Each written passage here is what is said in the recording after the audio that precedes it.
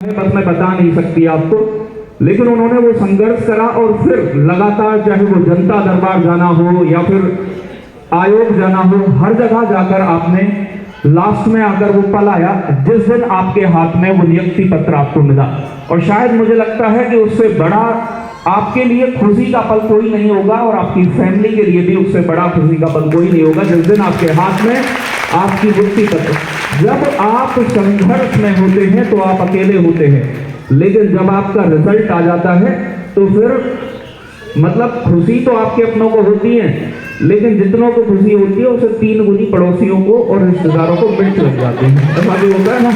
हाँ, ये होता है और ये सबके साथ ही है। जहाँ भी आप सफल हो गए, आपके माँ बाप, आपके गुरु, जब भी आपका एक मैसेज आता है, मैं कहूँगा कि हजारों गुड़ियाओं के पास आपके पास नंबर है डायरेक्ट, और जब वो एक मैसेज ये लिखती हैं कि भैया आपकी वजह से, मतलब वजह मैं नहीं हूँ, वजह हम एक मीडियम है, माध्यम है, हम तुम्हें गाइड कर सकते हैं, मेहनत सिर्फ तुम्हें करनी है।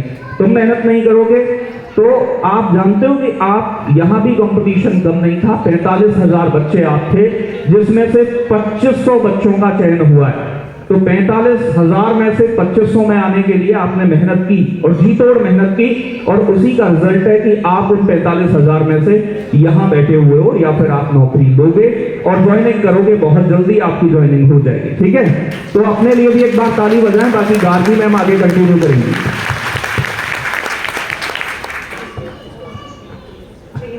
Thank you. तो सर ने कितना प्यारा बोला, नहीं है ना? बढ़िया लगा, आवाज आ रही है मेरी सब तक? कोई दिक्कत नहीं है। देखो भाई, किसी का भी बच्चा रो रहा है, इसमें शेम की कोई बात नहीं है। बच्चे सबके होते हैं, सबके रोते हैं। आप और हम सब इसी रोने से लेकर ही बड़े हैं। तो विकास की सतत प्रक्रिया है, उसमें रोना भी एक जेन्युइन प्रोसेस है। Don't feel shame for it, है ना? ये बात मैंने मम्मी बनने के बाद सीखी। लिटरली मम्मी बनने के बाद ये समझ में आता है कि भैया आपका बच्चा कुछ भी कर सकता है और आप उसके लिए सहज रूप से हंसिए, मुस्कुराइए। अब क्योंकि ज़्यादा आप इस चीज़ को जिया है ना? इतना कुछ आप लोगों ने फेस किया है 3 साल।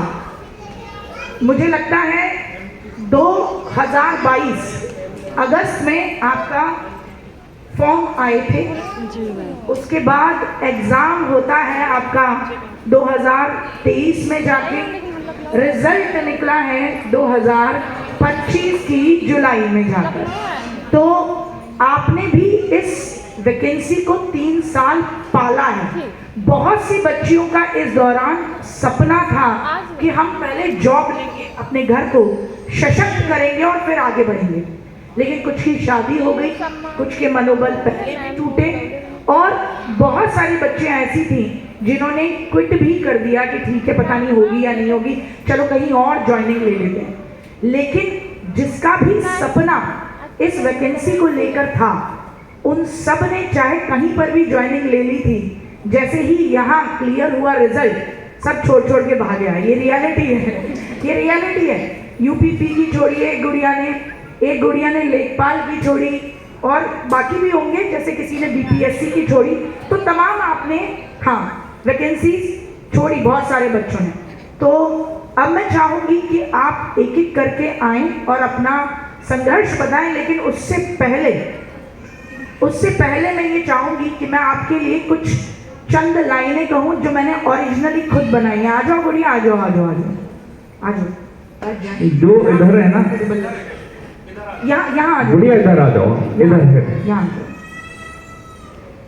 तो वो चंद लाइनें आपके लिए हैं, वो चंद लाइनें हर उस गुड़िया के लिए हैं जिसने अपने जीवन में बहुत कुछ सहा है और बहुत कुछ अनकहा कहा है। तो आज उसके लिए मैं आवाज बनती हूँ कि तू हर कदम हिम्मत के साथ बढ़ी है, तू हर कदम हिम्मत के साथ बढ़ी है। न जाने कितनी लड़ाइयाँ तूने अनकही लड़ी हैं। तू थमी नहीं, तू डरी नहीं, तू थमी नहीं, डरी नहीं, रुकी नहीं, झुकी नहीं। तू लगातार बढ़ती चली, तू लगातार तूफानों से लड़ती चली। माँ बहन पत्नी प्रेमिका के रूप में मुझे हर राह में लड़की ही दिखी, खड़ी धूप में। तू नारी शक्ति है, तू नारी शक्ति है, तू ही इस संसार की शान है, तू ही इस जगत का अभिमान है और तू ही इस TWA की पहचान है।